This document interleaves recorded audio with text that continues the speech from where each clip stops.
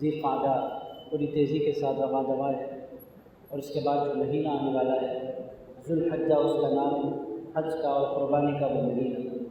عزیز دوستو، اگر آپ حیدرآباد حج ہاؤس کی طرف جائیں گے تو آپ انتہائی خوبصورت منظر دیکھیں گے کہ حجاج کرام بسوں میں بیٹھ کر ایئرپورٹ کی طرف روانہ ہو رہے ہیں، اور عزیز دوستو لبیک کی صدائیں بلند ہیں اور نعرہ تکبیر کی گونج میں حاجیوں کے قافلے مکہ معظمہ کی طرف روانہ ہیں۔ عزیز دوستو، یہ منظر دیکھنے والا ہوتا ہے، یہ منظر دل میں اتر جانے والا ہوتا ہے، اور عزیزان گرامی قدر یہ انتہائی خوبصورت منظر ہر سال ہمیں اللہ تعالیٰ میسر فرماتا ہے۔ عزیز دوستو، مسلمانوں میں سے کچھ خوش نصیب وہ ہوتے ہیں جن کو اللہ تعالیٰ حاجی بنا کر اپنے دیار کی حاضری نصیب فرماتا ہے۔ عزیز دوستو، یہ تو سال بھر لوگ مکہ معظمہ جاتے رہتے ہیں، مگر حج کے دنوں میں مکہ معظمہ جانا یہ سب سے عظیم دنوں میں مکہ معظمہ جانا ہے۔ ذوالحجہ کے بعد پھر رمضان کی اہمیت ہے۔ عزیزان گرامی قدر، رمضان میں عمرہ ہوتا ہے اور پورے سال عمرہ ہوتا رہتا ہے، مگر یہ 5 دنوں میں ذوالحجہ کے حج ادا ہوتا ہے۔ عزیز دوستو، حج کی اہمیت کیا ہے؟ عزیزان گرامی قدر، اللہ تعالیٰ یہ چاہتا ہے کہ مسلمان ایک امت ہے، ان ھذہ امتکم امۃ واحدہ۔ اللہ پاک فرماتا ہے یہ جو ہے میرے حبیب آپ کی امت ہے، یہ ایک امت ہے، امۃ واحدہ۔ میرے دوستو، ہم الگ الگ خاندان سے تعلق رکھتے ہیں، بہت سے لوگ الگ الگ علاقوں سے تعلق رکھتے ہیں، مگر ہم 2 4 نہیں ہیں، ہم ایک جسم کی طرح ہیں۔ ان ھذہ امتکم امۃ واحدہ، ایک امت ہے ہم، اور اس یکتائی کو ظاہر کرنے کے لیے اللہ تعالیٰ نے کچھ چیزیں رکھی۔ عزیز دوستو، علاقائی سطح پر اور محلے میں اجتماعیت ظاہر ہو، اس کے لیے اللہ تعالیٰ نے 5 نمازوں کی جماعت کا اہتمام کیا، تاکہ مسلمان ایک دوسرے کے ساتھ کھڑے ہوں، ایک دوسرے کے ساتھ بیٹھیں، ایک دوسرے کے ساتھ عبادت کریں، اور اس کے ساتھ ساتھ ایک دوسرے سے ان کی جان پہچان ہو۔ اسی لیے اللہ تعالیٰ نے دن میں 5 مرتبہ نماز فرض فرمائی جماعت کے ساتھ، نماز فرض فرمائی الگ، جماعت کو سنت مؤکدہ قرار دیا، تاکہ لوگ ایک دوسرے سے بار بار ملیں، ایک دوسرے کو جانیں اور پہچانیں، ایک دوسرے سے وہ فیملیئر ہوں، ایک دوسرے کی پہچان ان کے پاس ہو۔ عزیز دوستو، یہ محلے کی سطح پر مسلمان ایک دوسرے سے واقف ہوں، اس لیے اللہ تعالیٰ نے جماعت رکھی۔ پھر جمعے میں اور پھر ہفتے میں ایک دن جمعہ مقرر فرمایا، جامع مسجد میں جمع ہونے کی دعوت دی، تاکہ دور اور دراز کے لوگ بھی اور جو دور دور بستے ہیں وہ لوگ بھی بڑی مسجد میں جمع ہو جائیں۔ اسی لیے چھوٹی مسجدوں میں نماز پڑھنے سے بہتر بڑی مسجد میں اور جامع مسجد میں، یہاں تک روایت میں آیا ہے کہ جو بندہ جامع مسجد اس نیت کے ساتھ جاتا ہے کہ وہ نماز ادا کرے گا، تو ایک روایت کے مطابق اس کو 500 نمازوں کا ثواب دیا جاتا ہے۔ عزیز دوستو، کیوں؟ وہ مسلمانوں کی اجتماعیت کا سبب بن رہا ہے۔ تو عزیز دوستو، روزانہ کی سطح پر نمازوں میں اور پھر ہفتے میں ایک مرتبہ بڑی طاقت ظاہر ہو مسلمانوں کی، اور ان میں اتحاد ظاہر ہو، اسی لیے اللہ تعالیٰ نے جمعہ رکھا۔ اور عزیزان گرامی قدر، پھر سال میں 1 مرتبہ 2 مرتبہ عید رکھی، تاکہ اور بڑی سطح پر مسلمان ایک دوسرے سے مل بیٹھیں۔ میرے دوستو، یہ 3 قسم کے اجتماعات ریگولر اجتماعات ہیں، ایک مسجد میں عام نمازوں میں، پھر اس کے بعد مسجد میں جامع مسجد میں جمعہ کے موقع پر، پھر اس سے بڑا اجتماع، اس سے بڑی گیدرنگ عیدگاہ کی طرف۔ حضور پاک علیہ السلام نے کبھی مسجد میں عید کی نماز ادا نہیں فرمائی۔ رسول اللہ علیہ السلام پابندی عید ادا کرنے کے لیے عیدگاہ تشریف لے جایا کرتے تھے۔ آج بھی مسلمان بڑی تعداد میں سنت کو زندہ کرنے کے لیے عیدگاہ جاتے ہیں۔ اس کا مطلب یہ نہیں ہے کہ مسجد میں عید کی نماز نہیں ہو سکتی ہے، مگر افضل اور اعلیٰ اور بہتر کیا ہے؟ عیدگاہ میں، ورنہ مسجد والے پریشان ہو جائیں گے، ساری مسجدوں میں عید کی نمازیں ہو رہی۔ عزیزان گرامی قدر، مگر اگر آپ سنت کی تکمیل کرنا چاہتے ہیں تو پھر عیدگاہ جانا پڑتا ہے۔ عزیز دوستو، یہ سال میں 3 گیدرنگز الگ الگ قسم کی مسلمانوں کے پاس ہیں، جو مسلمانوں کو اتحاد کو ظاہر کرتی ہیں، مگر آپ فرض نماز جو ہے وہ بستی میں ہوتی ہے، اور جمعہ جامع مسجد میں ہوتی ہے، عید کی نماز عیدگاہ میں ہوتی ہے۔ اس میں شہر کے لوگ جمع ہوتے ہیں، دور کے لوگ نہیں آتے، مگر اللہ تعالیٰ چاہتا تھا کہ ایک ایسا مقام ہو جہاں پوری دنیا کے مسلمان اکٹھا ہو جائیں۔ عزیز دوستو، اجتماعیت ظاہر ہو مسلمانوں کی۔ اب یہاں عیدگاہ میں پوری دنیا کے مسلمانوں کو ہم جمع نہیں کر سکتے، کیوں بلائیں گے ہم؟ اور کوئی بندہ کیوں آئے گا؟ آپ امریکہ کے بندے سے کہیں آئیے آپ عیدگاہ میر عالم میں نماز ادا کرتے ہیں عید کی، وہ بولے گا بھائی ہمارے پاس بھی عیدگاہ ہے، ہم وہاں ادا کریں گے، 2 लाख रुपया लगा कर मैं आपके पास क्यों आऊँ? कोई भी बंदा नहीं जाएगा। अगर हैदराबाद वाले से कोई कहे आइए दिल्ली की जामा मस्जिद में ईद की नमाज़ पढ़ने के लिए, हैदराबाद का बंदा बोलेगा भाई हमारे पास भी ईदगाहें हैं, हम क्यों आए दिल्ली की जामा मस्जिद में हम क्यों अदा करें? अज़ीज़ान गिरामी क़द्र, कोई बंदा अपना पैसा खर्च करके किसी ईदगाह की तरफ नहीं जाएगा। अपनी बस्ती के ईदगाह, अपने शहर की ईदगाह की तरफ मुसलमान जाएंगे। मगर अल्लाह ताला चाहता था कि पूरी दुनिया में मुसलमानों का एक मरकज़ बने जहाँ पूरी दुनिया के मुसलमान आएँ। अजीज़ दोस्तों, उस ईमान के मरकज़ को कोई और नाम नहीं दिया जाता, उसी ईमान के मरकज़ को काबतुल्लाह कहा जाता है। मेरे दोस्तों, काबतुल्लाह की खासियत क्या है? अजीज़ दोस्तों, अंग्रेज़ भी आते हैं। अंग्रेज़ का मतलब वो अंग्रेज़ नहीं जो मुसलमान नहीं है, यानी नस्ली तौर पर नज़र आने वाले अंग्रेज़, वो भी वहाँ आपको नज़र आ जाते हैं। वहाँ चाइनीज़ भी आते हैं, जापानीज़ भी आते हैं, मलेशियंस भी आते हैं, इंडोनेशियंस भी आते हैं, ऑस्ट्रेलियंस भी आते हैं। अज़ीज़ान गिरामी क़द्र, दुबई के लोग भी हैं, कुवैत के लोग भी हैं, इराक़ के लोग भी हैं, ईरान के लोग भी हैं, अरब भी हैं, अजम भी हैं।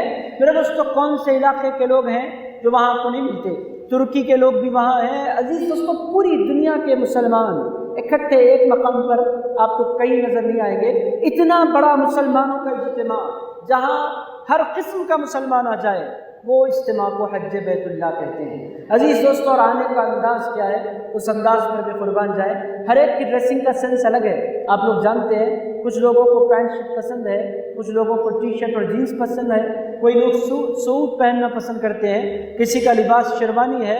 अजीज़ दोस्तों, कोई जुब्बा पहनना पसंद करता है। हर एक का अपना लिबास है, हर इंसान अपना। आप अफ्रीका के लोगों को देखेंगे तो इतना टिपिकल वो लिबास पहनते हैं कि आप मक्के मुअज़्ज़मा में हैरत ज़दा हो जाएंगे। अजीब अजीब रंगों के बड़े बड़े जुब्बे, अजीब अंदाज के लिबास पहनते हैं। हर इलाके का अपना लिबास है। मगर जब मक्के मुअज़्ज़मा की तरफ बंदा बढ़ता है, सारे लोग अपने अपने लिबास निकाल कर एक लिबास पहन लेते हैं। 2 चादरें होती हैं, और अज़ीज़ान गिरामी क़द्र, वो चादरें भी नीली, पीली, काली, हरी ऐसी नहीं हो सकती। सारे लोगों की चादरें सफ़ेद होती हैं। अज़ीज़ दोस्तों, ये हज जो है, ये मुसलमानों की इज्तिमाई इबादत है। ऐसी इज्तिमाइयत आपको फिर पूरे साल में कहीं नज़र नहीं आती। मुसलमान कौन है?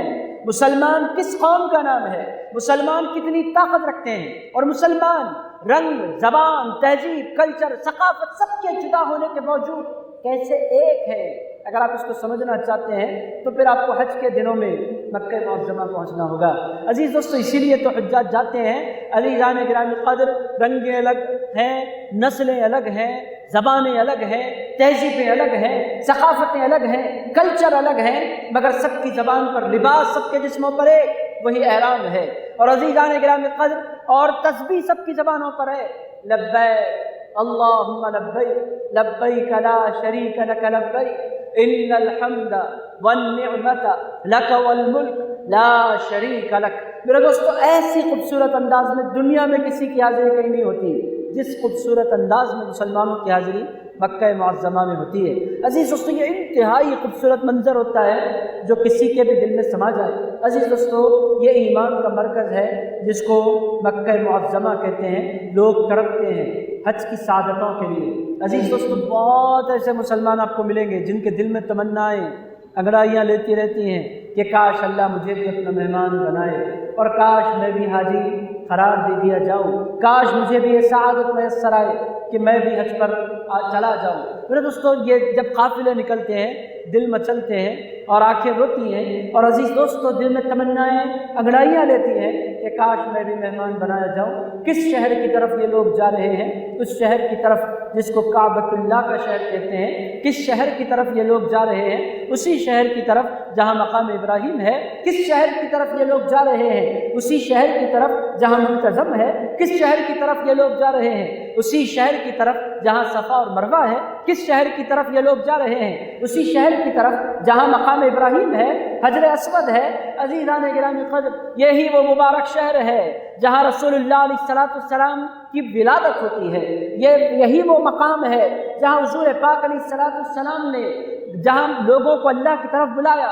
यही वो मकाम है जहाँ जाओ तो इंसान अपने इलाके से निकल कर 1400 साल पहले हुजूर के ज़माने में पहुँचने की कोशिशें करने लगता है। और अल्लाह ताला को ये शहर क्यों प्यारा है? अल्लाह ताला ने उसका जवाब दिया, ला उक़सिमु बिहाज़ल बलद व अंत हिल्लुम बिहाज़ल बलद। ارشاد فرمایا میں شہروں کی قسم نہیں کھاتا مگر ایک شہر کی قسم کھاتا ہوں، لا اقسم بہذا البلد، اس شہر کی قسم، شہر مکہ کی قسم، مولا اس شہر میں کیا ہے جس کی تو نے قسم ارشاد فرمائی؟ ارشاد فرمایا وانت حل بہذا البلد، میرے مصطفیٰ یوں تو مکے میں بہت ہے مگر مکے کی شان اس دن سے بڑھ گئی جس دن تیرے قدم مکے میں پڑ گئے تھے۔ وانت حل بہذا البلد وانت نازل بہذا البلد، اے میرے مصطفیٰ آپ نے اس شہر کو چنا اور آپ کی ولادت کے لیے اللہ تعالیٰ نے اس شہر کا انتخاب فرمایا، آپ کے قدموں سے اس شہر کو نسبت ہو گئی۔ وَأَنْتَ حِلٌّ بِهَذَا الْبَلَدِ، اے میرے حبیب آپ اس شہر میں رہتے ہیں۔ عزیزان گرامی قدر، پتہ کیا چلا؟ جو چیز حضور سے منسوب ہو جائے وہ عام نہیں رہتی، وہ عظمت والی ہو جایا کرتی ہے، وہ عزت والی ہو جایا کرتی ہے، وہ شرف والی ہو جایا کرتی ہے، وہ اہمیت والی ہو جایا کرتی ہے۔ عزیزان گرامی قدر، یہ احرام باندھنا یہ کوئی معمولی سعادت نہیں ہے۔ عزیز دوستو، اللہ کا مہمان بن جانا یہ کوئی معمولی سعادت نہیں ہے۔ عزیز دوستو، اللہ کی بارگاہ میں حاضری لگانا یہ کوئی معمولی شرف نہیں ہے۔ میرے دوستو، 1400 سال سے مسلمان جا رہے ہیں اور ہر سال جاتے ہیں۔ میرے دوستو، ان کو مصیبتوں کا سامنا کرنا پڑتا ہے۔ جو بندہ اپنے خاص گھر میں رہتا ہے، اپنے خاص لگژری میں رہتا ہے، اپنے خاص سیٹ اپ میں رہتا ہے، اس کو اس سیٹ اپ کو چھوڑنا پڑتا ہے۔ کوئی معمولی بات نہیں ہے، ہر بندے کا ایک سیٹ اپ ہے۔ جھوپڑی بھی ہے تو اس کی اپنی ہے، جہاں وہ اپنے آرام سے رہتا ہے۔ عزیزان گرامی قدر، گھر چھوڑو، آپ کو لاکھ آرام دہ سے رکھا جائے مگر وہ گھر کی راحت آپ کو میسر نہیں آتی۔ عزیزان گرامی قدر، اب یہ حجاج کرام 1-2 دن کے لیے گھر نہیں چھوڑتے، تقریباً 35-40 دن کے لیے اپنا گھر چھوڑ کر چلے جاتے ہیں، اپنے رشتہ داروں کو چھوڑ کر چلے جاتے ہیں۔ اور بہت سے لوگوں کو تو ہم نے ایسے بھی دیکھا کہ چھوٹے چھوٹے بچوں کو نانی کے حوالے کر کے، دادی کے حوالے کر کے، پھپھو کے حوالے کر کے، خالہ کے حوالے کر کے چل پڑتے ہیں۔ کہاں جا رہے ہیں؟ ہمیں اللہ نے بلایا ہے۔ کیوں جا رہے ہیں؟ اللہ کو راضی کرنے کے لیے جا رہے ہیں۔ کیا ملے گا؟ اللہ کی خوشنودی ملے گی۔ کیسے اللہ راضی ہوگا؟ اس کے لیے ہمیں دوڑنا ہوگا، ہمیں اپنا روٹین بدلنا ہوگا، ہمیں اللہ کے شہر میں، اللہ کے جوار میں، اللہ کے شہر کے جوار میں ہمیں قیام کرنا ہوگا۔ عزیزان گرامی قدر، اس مکے کی شان کیا ہے؟ عزیز دوستو، یہ یوں ہی نہیں بسایا گیا، اس کے بسانے کے پیچھے بھی آپ جانتے ہیں بڑا اس کے پیچھے پس منظر ہے۔ یہ شہر یوں ہی نہیں بس گیا عزیز دوستو، مگر اتنی بات تو طے شدہ ہے کہ یہ شہر اپنے اندر عجیب کشش رکھتا ہے اور عجیب کھچاؤ رکھتا ہے۔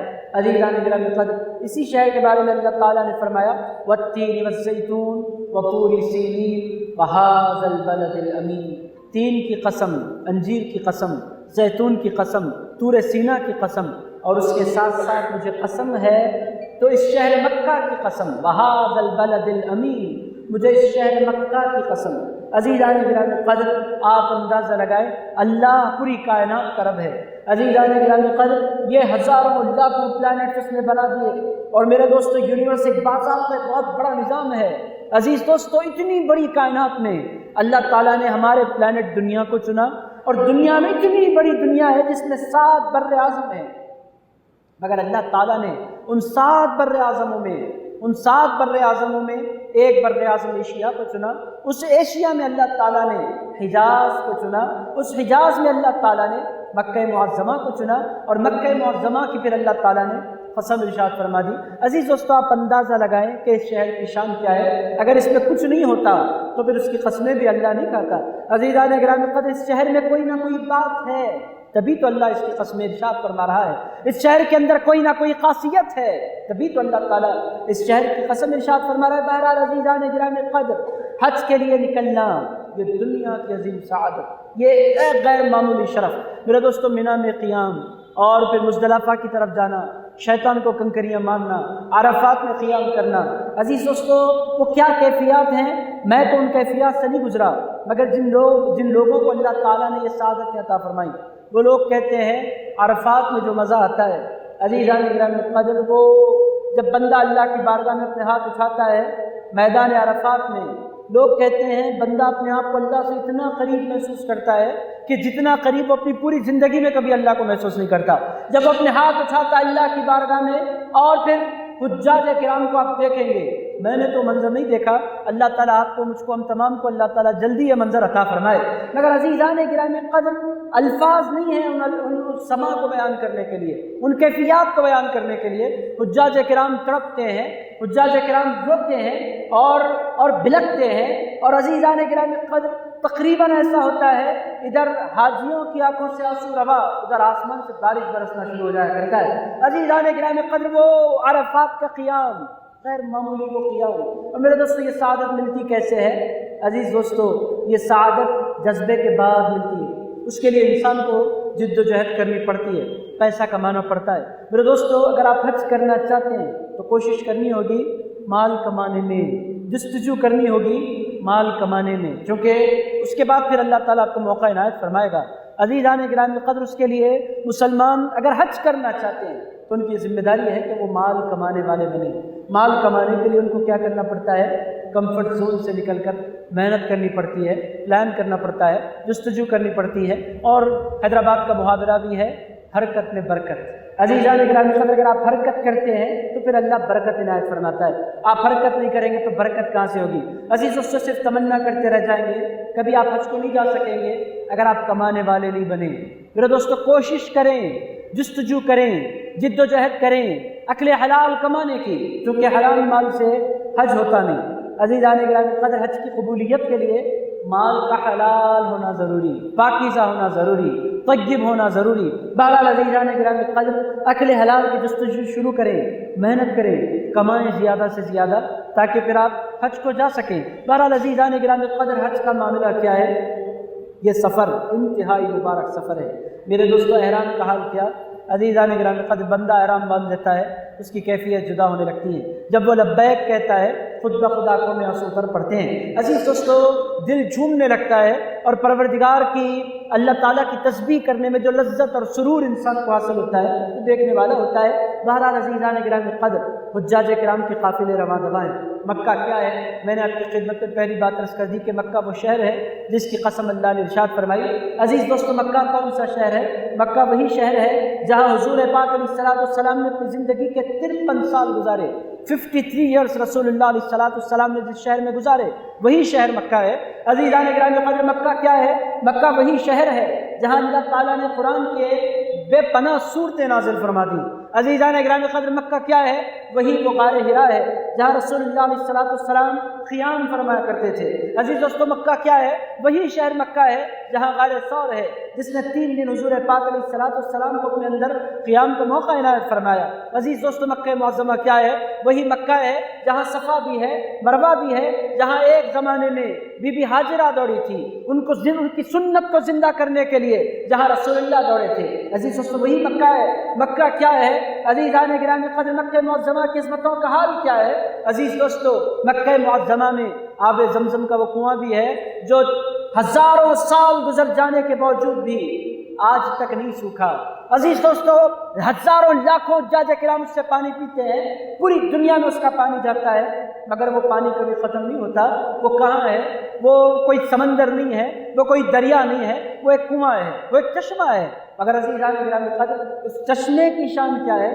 4000 سال تقریباً گزر گئے، 4-5 ہزار سال، آج تک وہ چشمہ جاری ہے، اور صبح قیامت تک وہ چشمہ ختم نہیں ہوگا۔ یہ کیا ہے؟ یہ مکہ ہے۔ اللہ تعالیٰ مکہ کی شان کیا کہتا ہے؟ اللہ تعالیٰ فرماتا ہے، فیہ آیات بینات مقام ابراہیم ان اول بیت وضع للناس للذی ببکہ۔ ارشاد فرمایا، اللہ کا پہلا گھر کہیں بنایا گیا تو مکہ معظمہ میں بنایا گیا، مبارکن، اللہ فرماتا ہے وہ گھر بابرکت ہے۔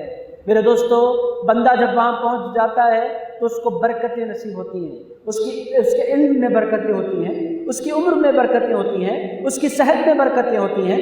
عزیزان گرامی قدر، جب بندہ وہاں پہنچتا ہے تو بابرکت، مبارکن، بابرکت ہو جایا کرتا ہے۔ وَہُدًى لِّلْعَالَمِينَ، اور اللہ فرماتا ہے وہ گھر ہدایت ہے، وہ گھر بابرکت ہے، وہاں جانے والے کو برکت نصیب ہوتی ہے۔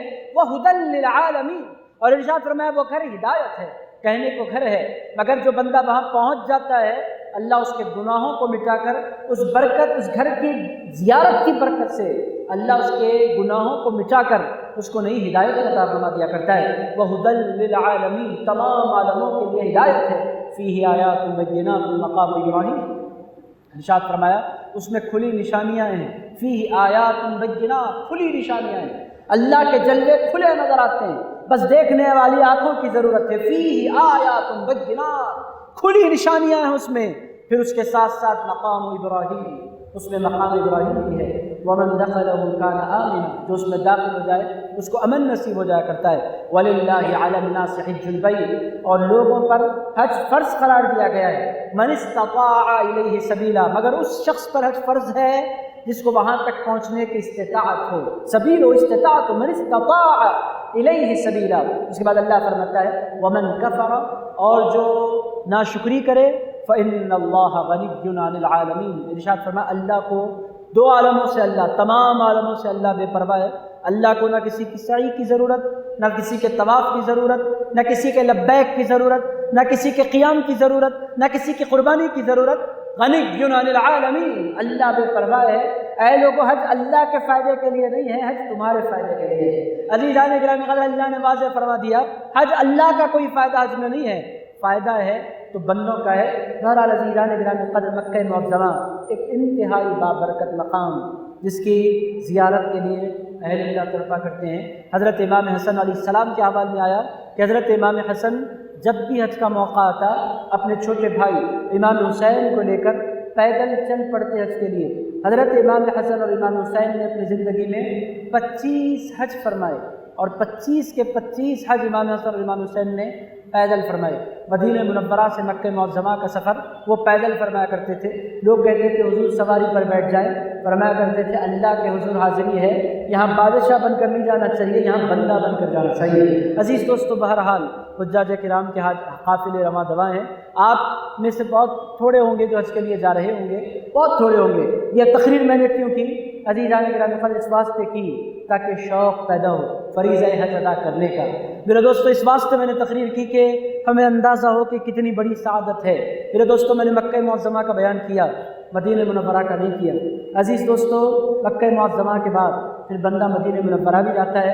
مدینہ منورہ کا ایشو میں نے اس واسطے نہیں چھوڑا، وہ ٹاپک اس واسطے کہ وہ ٹاپک خود ایک آدھے گھنٹے کے خطاب کی حامل ہے، توجہ ہے، چاہیے اس کو، اس کے لیے فوکس چاہیے۔ تو عزیزان گرامی قدر، آج کے لیے مکہ معظمہ کا بیان میں سمیٹتا ہوں۔ آئندہ جمعہ اللہ نے توفیق بخشی تو میں مدینہ منورہ میں کیا رکھا ہے وہ آپ کی خدمت میں عرض کرتا ہوں۔ مگر اگر آپ میں سے کسی نے اس کی سعادت حاصل کر لی ہے، اللہ کا شکر ادا کرے، حاصل نہیں کی ہے ارادہ کرے۔ میرے دوستو، ارادہ جب بندہ کرتا ہے تو پھر اللہ راستے بنانا شروع کرتا ہے۔ بہت سے لوگ ارادہ نہیں کرتے، ٹالتے رہتے ہیں، ریٹائرمنٹ کے بعد جائیں گے، وہ ہو جانے کے بعد۔ عزیزان گرامی قدر، اللہ نے دولت دی ہے، ٹالیے نہیں، فوری کوشش شروع کر دیجیے اگر اللہ نے استطاعت دی ہے۔ چونکہ حضور پاک علیہ السلام نے ارشاد فرمایا جس کے پاس حج کی استطاعت ہو اور وہ پھر حج نہ کرے، حضور ارشاد فرماتے ہیں فلیمت، وہ مرے۔ کیسے مرے؟ یہودی ہو کر، یہودیًا و نصرانیًا۔ حضور فرماتے ہیں چاہے وہ یہودی ہو کر مرے یا نصرانی، میری امت میں تو وہ نہیں مر سکتا جس کے پاس حج کی استطاعت ہو اور بندہ پھر وہ کعبے نہیں جائے۔ حضور فرماتے ہیں حج نہ کرے وہ بندہ پھر میری امت پر اور کلمہ طیبہ پر تو اس کو موت نصیب نہیں ہوگی۔ اور عزیزان گرامی قدر، حج کو بڑھاپے میں کرنا ایک بہت بڑی مصیبت ہے۔